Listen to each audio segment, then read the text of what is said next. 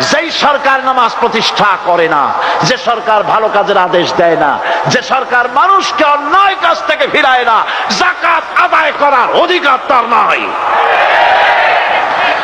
সুতরাং এমন এক সময় আসবে যখন আবার আমাদের জন্য সুখ শান্তি ফিরে আসবে।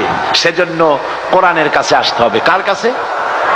এই কোরআন হলো সেই কোরআন। আমার নবী বলেছেন, মান ক্বালা বিহি সাদাকা। এই পল্টন ময়দানে উপস্থিত লক্ষ লক্ষ জনতার উদ্দেশ্যে রাসূলের হাদিস শোনাই, প্রাণ খুলে কান খুলে শুনুন। আমার নবী বলেন, কোরআন দিয়ে যারা কথা বলে ওরাই সত্য কথা বলে। সুবহানাল্লাহ।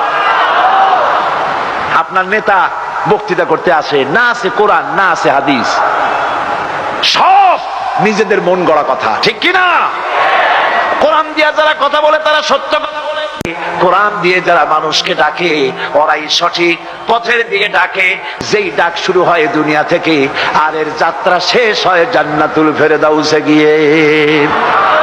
আখরাজাহু তিরমিজি, তিরমিজি শরীফের হাদিস এটি। সুতরাং ইন্নাদ-দীন ইনদাল্লাহিল ইসলাম। জীবন ব্যবস্থা কেবলমাত্র কোনটা? জোরে বলেন, কোনটা? এই ইসলামের আইনের সামনে মাথা নত করে দিতে হবে।